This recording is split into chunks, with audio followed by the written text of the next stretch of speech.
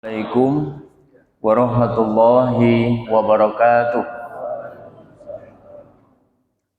Innal hamdalillah nahmaduhu wa nasta'inuhu wa nastaghfiruh wa na'udzu billahi min sururi anfusina wa min sayyiati a'malina.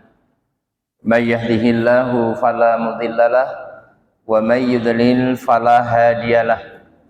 Asyhadu an la ilaha illallah wahdahu la syarikalah wa asyhadu anna muhammadan abduhu wa rasuluh la nabiyya wa rasula ba'dah. Allahumma salli wa sallim wa barik ala Muhammad wa ala alihi wa ashabihi wa man tabi'ahum bi ihsanin ila yaumil qiyamah. Wa qala Allah ta'ala fi kitabihil karim, bismillahirrahmanirrahim, ya ayyuhalladzina amanu taqullaha haqqa tuqatih wa la tamutunna illa wa antum muslimun. Al-ayah amma ba'd. Jamaah rahimakumullah, mari bersama-sama kita awali kajian kita ini dengan mengucap basmalah. Bismillahirrahmanirrahim. Alhamdulillah, kita bersyukur kehadirat Allah Subhanahu wa taala pada malam hari ini kita bisa istiqomah menghidupkan majelis ilmu kita ini, dan semoga dengan kajian-kajian sederhana seperti yang kita laksanakan bisa menjadi salah satu sebab Allah menunda siksaannya kepada kita. Amin. Karena ternyata nanti ada kaitan antara dakwah dengan musibah. Kemudian selawat dan salam Allah tetapkan atas baginda Rasulullah Muhammad sallallahu alaihi wasallam, kepada keluarga, para sahabat, dan kita sekalian yang senantiasa istiqomah mengikuti sunnah-sunnahnya ila yaumil qiyamah. Amin ya rabbal alamin. Bapak-bapak, ibu-ibu, saudara-saudaraku sekalian yang dirahmati Allah, malam hari ini tema kajian kita saya sesuaikan dengan kondisi akhir-akhir ini yang sedang terjadi, yaitu tentang munculnya berbagai macam musibah, termasuk yang minggu-minggu ini kita dengar, kita saksikan, sekalipun kita tidak langsung ke lokasi, tapi melalui video-video dan sebagainya, yaitu apa yang terjadi di daerah Cianjur, Jawa Barat, yang sebelumnya juga terjadi musibah di Stadion Kanjuruhan, ya, ketika terjadi permainan sepak bola. Sebelumnya terjadi juga di Malang, gempa. Ya, bahkan tahun berapa itu juga terjadi musibah di Palu, di Merapi, macam-macam di Indonesia. Ikhwas sekalian, coba sekarang kita mencoba mengkaji apa bedanya musibah, ujian, dan azab. Terus nanti kita mencoba menyimpulkan ini kira-kira yang terjadi di Indonesia ini apakah musibah, apakah ujian, atau azab, kan gitu. Ini harus kita bisa memahami, karena ketiga istilah ini mirip-mirip, Pak. Kita mengatakan sekarang sedang terjadi musibah di Cianjur, ada lagi yang ngomong saudara-saudara kita sedang diuji di Cianjur. Ada lagi yang mungkin, mohon maaf ini ya, ada yang mungkin nyeletuk, oh sedang diseksa, kan gitu. Ini kan nggak enak sekali dengan diseksa itu kan. Ya. Nah sekarang coba biar kita tidak salah di dalam menempatkan istilah musibah, ujian, dan siksa atau azab. Di mana perbedaannya? Saya akan memulai pertama tentang pengertian musibah. Musibah itu apa? Musibah itu sesuatu, tentu konotasinya tidak enak ya, sesuatu yang Allah timpakan kepada hamba-hambanya atau kelompok umatnya, ya, tanpa harus membedakan ini mukmin atau ini tidak mukmin, ini taat atau tidak taat. Jadi prinsipnya semua manusia itu akan mendapatkan yang namanya musibah. Bapak-bapak ibadah yang nanti akan dapat musibah, ketika enggak sholat pun juga suatu ketika mendapat musibah. Jadi musibah itu sesuatu yang Allah timpakan kepada hambanya tanpa membedakan apakah dia mukmin atau kafir. Pokoknya siapa yang hadir ke muka bumi ini harus siap menerima musibah. Hal mana ini dijelaskan nanti silahkan dibuka Quran surat At-Taghabun. Surat yang ke-64, ya, ayat 11. A'udzu billahi minasy syaithanir rajim. Ma asaba min musibatin illa biiznillah. Wa may yu'min billahi yahdi qalbah. Wallahu bikulli syai'in alim.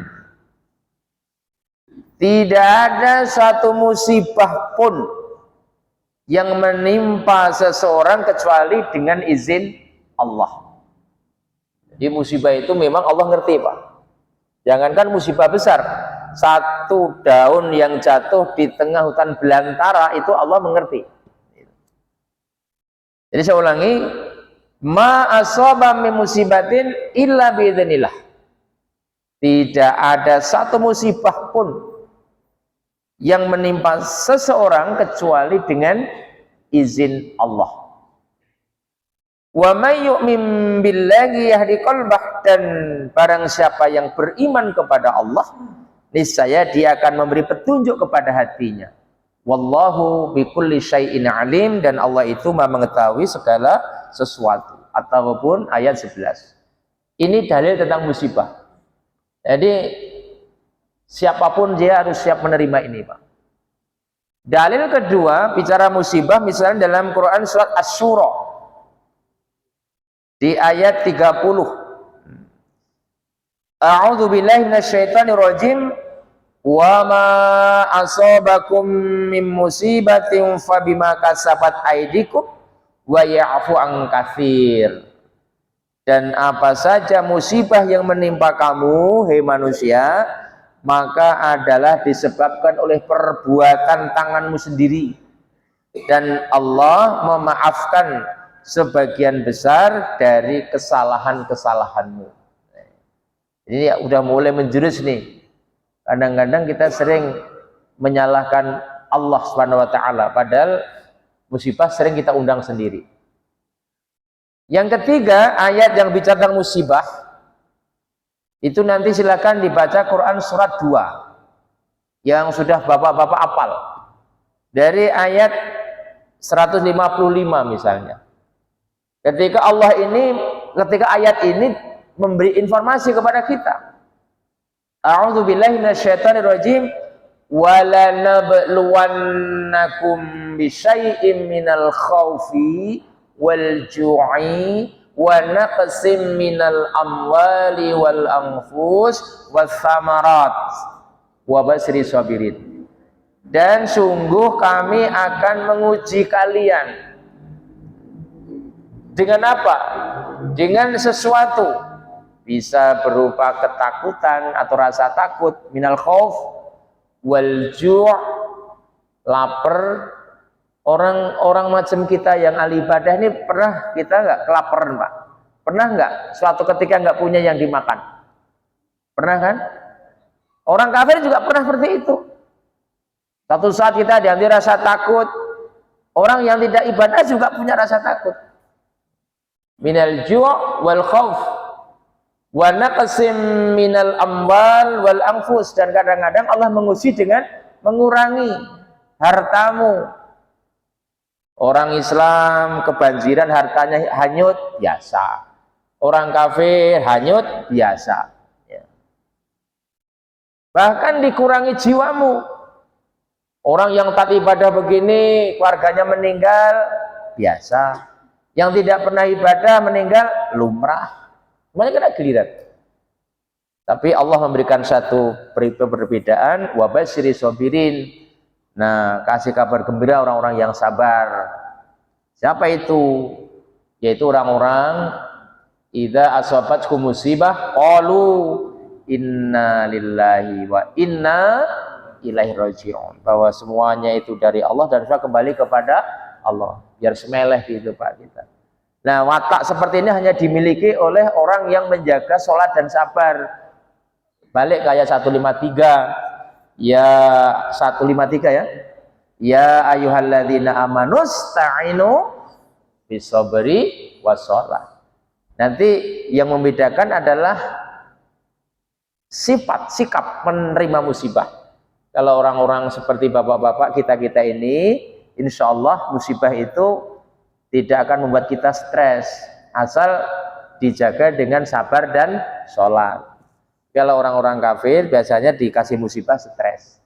Jadi intinya adalah musibah itu, saudaraku, apa-apa yang Allah timpakan kepada hamba-hambanya tanpa harus memilih-milih ini yang mukmin atau tidak mukmin.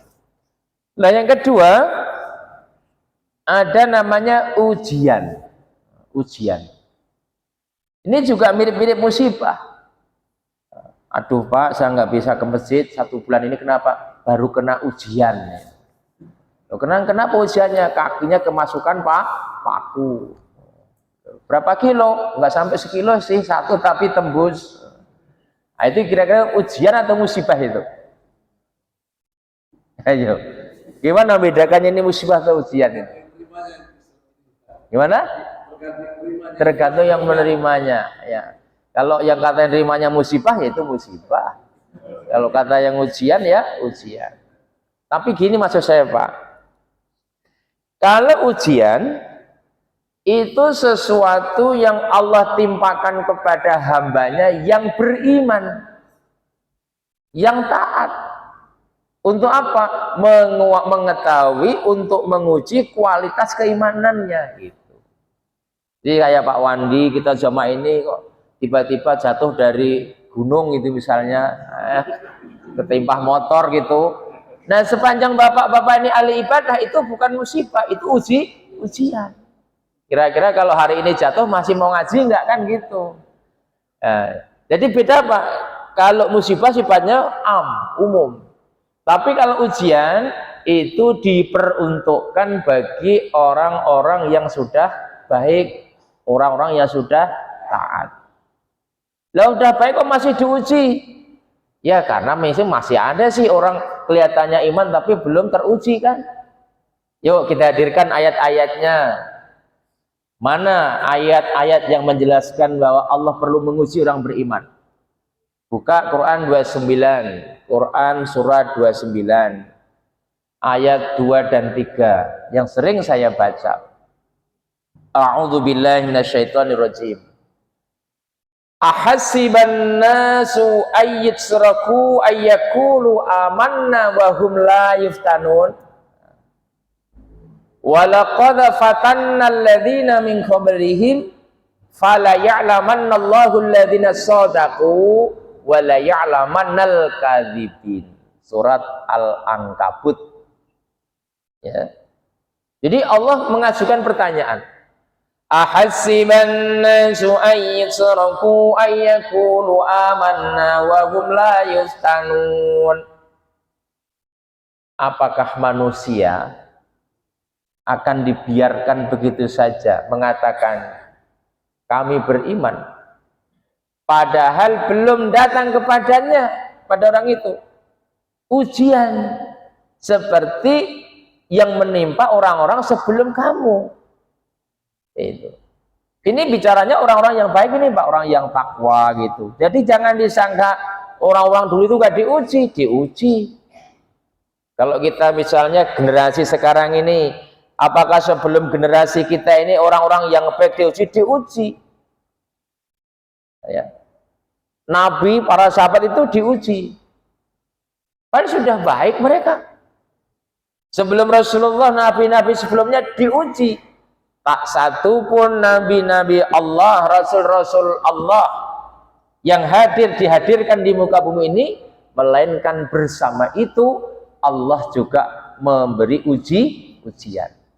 Saya, bapak-bapak dan saudaraku ini juga harus siap diuji. Jadi jangan salah kalau semakin imannya bagus kok sepi dari ujian, itu nggak semakin meninggi, semakin diuji. Makanya kalau bapak-bapak nggak pernah diuji, jangan-jangan imannya bermasalah. Sehat terus, cukup terus, seneng terus, duit turah-turah. Tanya dulu, iman enggak saya ini? Nggak ke masjid, nggak sholat ya anteng saja, nggak ngaji hatinya ayem saja, hati-hati tuh. Ya. Udah tak begini kok rumah tangganya rukun terus, hati-hati itu. Bisa saja kita sedang diuji. Nah itu. Jadi kalau ujian itu adalah cara Allah untuk mengetahui ini sebetulnya hambaku itu betul-betul berkualitas tidak. Ya. وَلَقَدْ فَتَنَّا الَّذِينَ مِنْ قَبْلِهِمْ فَلَيَعْلَمَنَّ اللَّهُ الَّذِينَ صَدَقُوا وَلَيَعْلَمَنَّ الْكَاذِبِينَ. Ayat yang ketiga. Dan sungguh telah kami uji orang-orang sebelum kalian yang baik-baik tadi, dan akhirnya kelihatan mana yang sodik, yang benar, mana yang kadzib, mana yang mendustakan. Jadi beda Pak, musibah dengan ujian itu beda. Nanti kalau udah dijelasin akhirnya kita bisa menyimpulkan, oh ternyata saya ini sedang dapat musibah, sedang dapat ujian, atau sedang disiksa. Itu kita beresin dulu nih. Ayat kedua, ujian. Ujian itu sekali lagi Allah timpakan kepada orang-orang yang sudah baik, yang sudah taat kepada Allah. Misalnya ketika Rasulullah SAW dan para sahabat-sahabat Nabi yang setia mendakwahkan risalah Islam ini, apa yang Allah perintahkan sudah Nabi kerjakan.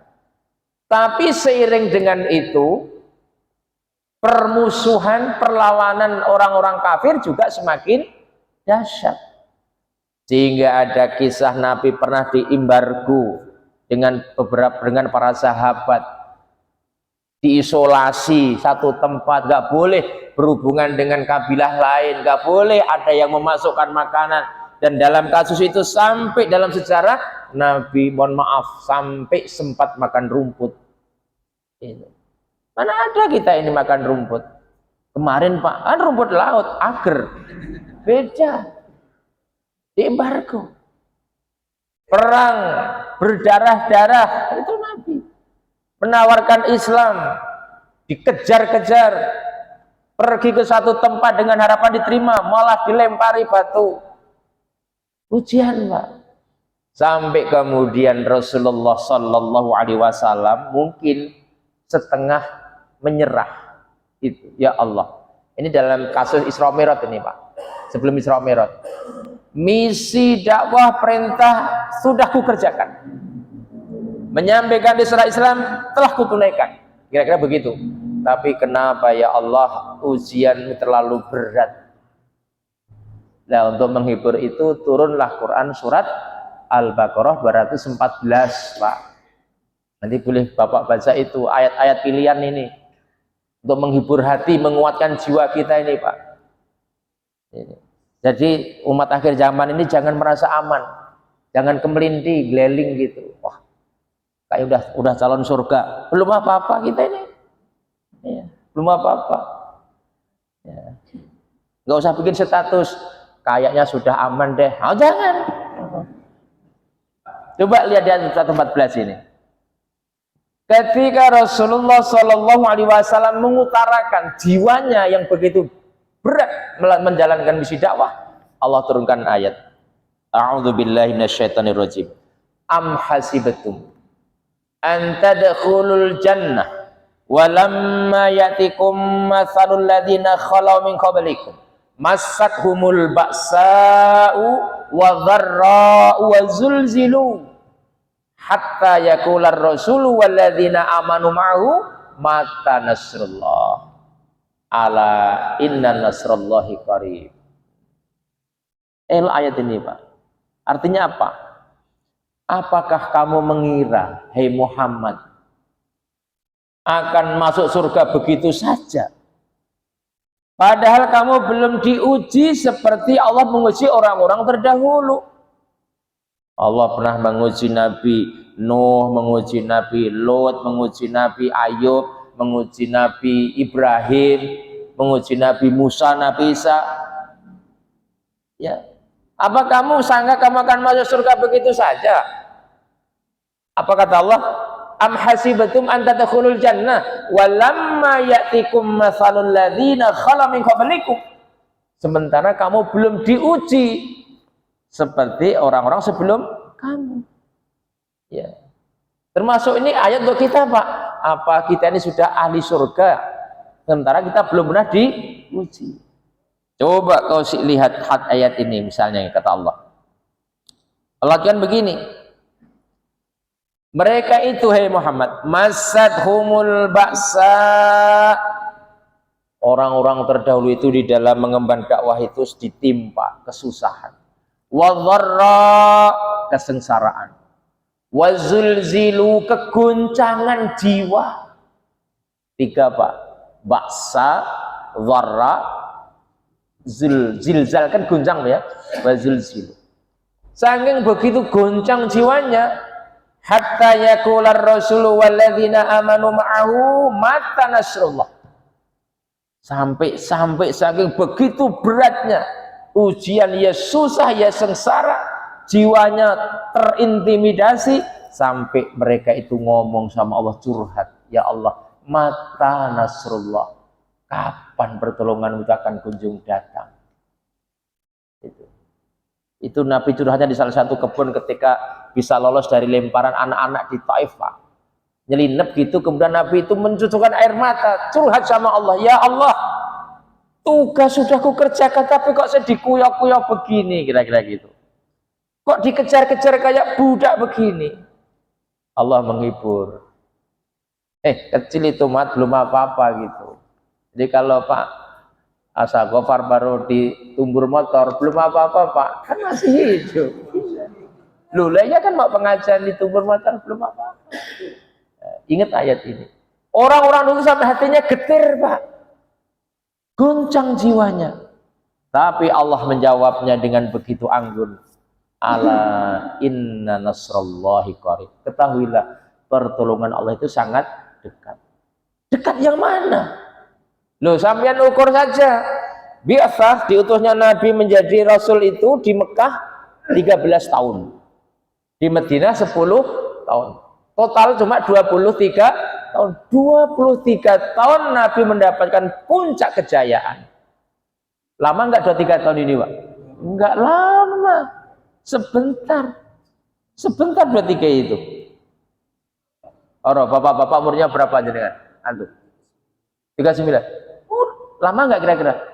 Tahu-tahu 39 kan, tahu-tahu kan, padahal keluar masuk, makan minum gitu kan. 39, Pak. Masih lebih dekat keberhasilan dakwah Nabi. Ya. Saya tugas dipanjangin ya, hampir 4 tahun nggak terasa. Ilu bulak balik. Ya. Nabi cuma 13 tahun. Maka betul kata Allah, ala inna nasrallahi qarib. Tenang Muhammad, pertolongan Tuhanmu itu dekat. Akhirnya Nabi menjadi semangat Pak ayat ini. Jadi kalau Rasulullah dan para sahabat itu mendapatkan berbagai macam rintangan, bukan hanya jiwa tapi juga fisik, itu namanya azab atau ujian? Azab atau ujian? Pinter berarti. Udah bisa membedakan gitu. Nah, itu namanya ujian. Salah satu contoh ujian yang pernah dialami Nabi Ibrahim. Ujiannya berat Ibrahim ini, Pak. Jauh sebelum Rasulullah. Nanti dibuka dalam surat Ali Imran ya. Di ayat 124. A'udzu billahi minasyaitonir rajim. Wa idzibtala Ibrahim rabbuhu bi kalimatin fatammahun. Qala inni ja'iluka lin-nasi imama. Qala wa min dzurriyyati. Qala la yanalu ahdiz zalimin. 1 2 4. Kalau salah dibenerin ya. Salah ya? Baik, kalau salah saya cek. Itu berarti Quran surat ini Al-Baqarah 14, Ali Imran 42. Coba Ali Imran 142. Nah, kalau enggak Ali Imran 142, Al-Baqarah 124. Al-Baqarah 124, mohon maaf.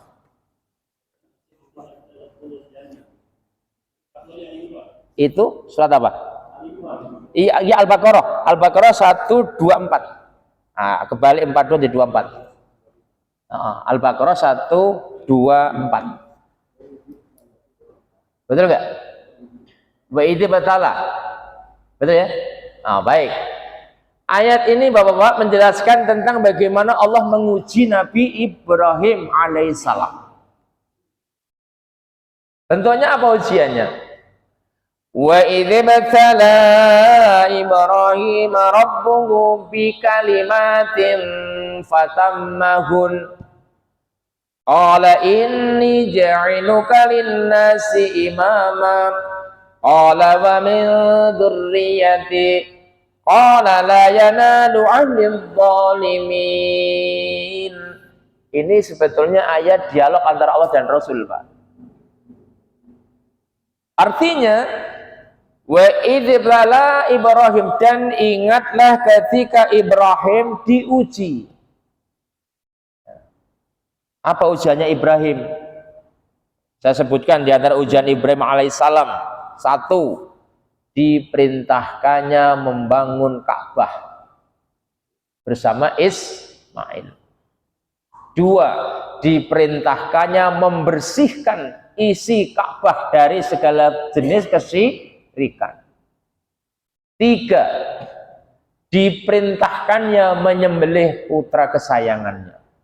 Itu ujian-ujian yang terberat. 1 lagi, dihadapkannya atas Raja Namrud. Ibrahim, Pak. Jadi ujiannya gede-gede sesuai dengan kualitas keimanannya. Itu. Kalau model kita ujiannya kecil-kecil karena iman kita juga nyalanya kecil. Iya, disesuaikan gitu, Pak. Kalau kita diuji model Ibrahim, wah udah stres kita ini. Ujiannya kecil-kecil, hujan, ban kempes, duit habis, itu ujian kecil-kecil. Iya. Kalau Ibrahim itu luar biasa itu. Nah, ketika diuji dengan beberapa perbuatan yang berat itu, kemudian Allah berikan janji. Qala inni ja'ilul linnasi imama. Kelak kamu, hai Ibrahim, akan aku jadikan imam, pemimpin bagi manusia. Dan betul kan? Semua keturunan Ibrahim kan jadi nabi kan? Terus kata Ibrahim, ini baiknya Ibrahim, Pak. Qala wa min dzurriyyati. Ya Allah, saya minta juga keturunanku. Nanti silsilah Ibrahim, nasab Ibrahim itu banyak yang jadi nabi. Itu. Diijabah oleh Allah. Kemudian Allah menjawab, qala la yanalu ahdiz zalimin. Ya, janjiku ini tidak berlaku bagi orang-orang yang zalim. Jadi walaupun anak keturunanmu Ibrahim, kalau zalim gak akan jadi pemimpin gitu. Jadi walaupun kamu minta anak keturunanmu saya sanggupi, tapi tidak berlaku bagi anak cucumu yang zalim itu. Dan kenyataan itu namanya ujian. Belum nanti kita hadirkan kisah-kisah para nabi, ya, nabi siapa yang diuji penyakit gak sembuh-sembuh? Ayub. Nabi siapa yang diuji dengan kelakuan istri dan anaknya yang brengsek? Nuh. Nabi siapa yang diuji sampai dia Apa itu? Ditelan ikan paus, yaitu Nabi Yunus. Jadi tidak ada nabi yang diem jalan-jalan ke mall, nggak ada Pak, nggak sempat Nabi. Ujian semua isinya. Itu. Jadi masih enak bapak-bapak ini Pak, bisa mainan WA kan, bisa ngopi. Mana ada sempat Nabi kok tengok-tengok ngopi? Nggak ada. Nggak ada. Itu makanya ya wajar kalau mereka sudah punya kaplingan di surga. Kita ini belum jelas gimana. Itu namanya musibah. Ya, jadi musibah itu sesuatu yang Allah timpakan kepada hamba-hambanya yang taat. Nah, itu. Maka yakini bapak-bapak sepanjang taat, ya, ati Allah wa ati'ur Rasul, kok dapat sesuatu yang gak enak, itu namanya ujian. Tapi kalau kita nggak taat lah yang ketiga ini. Pertama musibah, kedua ujian, ketiga azab. Apa itu azab? Sama-sama nggak enak. Musibah nggak enak, ujian nggak enak, azab nggak enak, sama saja. Nah, iya, 11-12 nggak enak.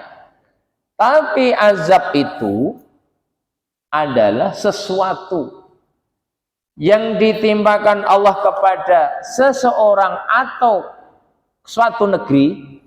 Ini bisa personal, bisa negeri gitu, disebabkan mereka melakukan 7 kedurhakaan. Ingat, diantaranya ada 7.